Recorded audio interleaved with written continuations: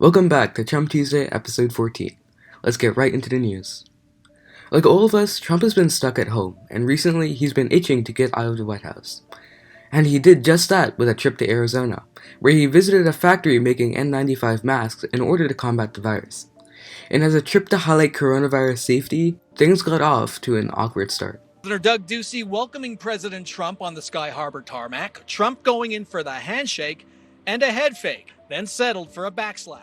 Senator Martha McSally went for the air elbow bump, then a mock hug from Congresswoman Debbie Lesko. Okay, that was actually kind of funny.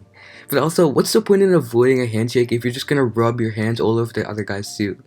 It's like Trump is using him as a coronavirus napkin. Anyways, Trump toured the factory without wearing a mask, which doesn't make sense. You might as well wear a mask if you're touring a mask factory, a place where masks are made. White House's defense is that they would give a rapid coronavirus test to anyone that's in close proximity with Trump, which also doesn't make sense. It's better to just not come in contact with them anyway.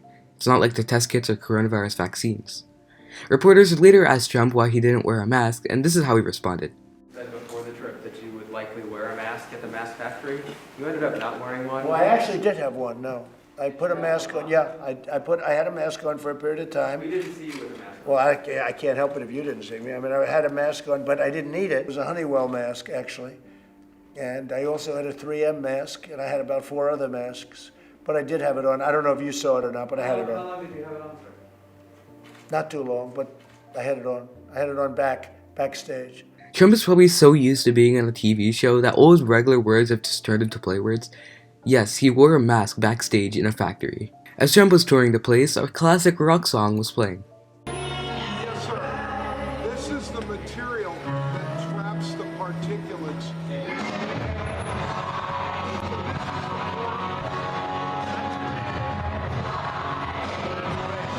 Touring a mask factory while 1991 rock anthem Live and Let Die is playing is what I call symbolism.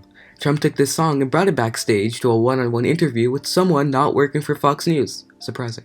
Do you believe that's the reality we're facing, that lives will be lost to reopen the country? It's possible there will be some, because you won't be locked into an apartment or a house. Your advisors projected an unemployment rate of 19%. That's nearly 1 in 5 Americans without a job.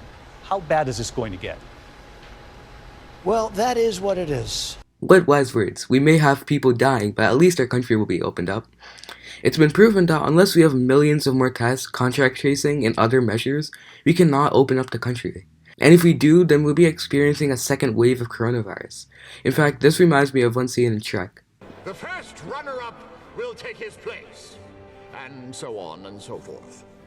Some of you may die, but it's a sacrifice I am willing to make.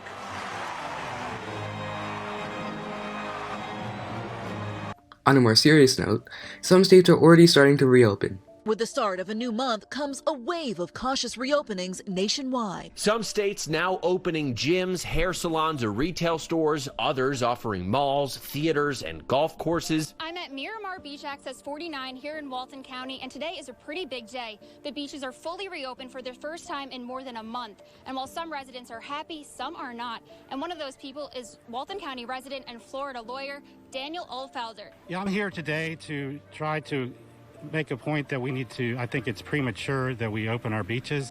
That is amazing. But you've got to be honest here. This is Florida. Nothing scares the people there. Anyways, White House Press Secretary Kayleigh McEnany was asked about why ordinary Americans don't deserve the same access to testing that government officials and corporate executives get, and she mocked the idea of widespread testing.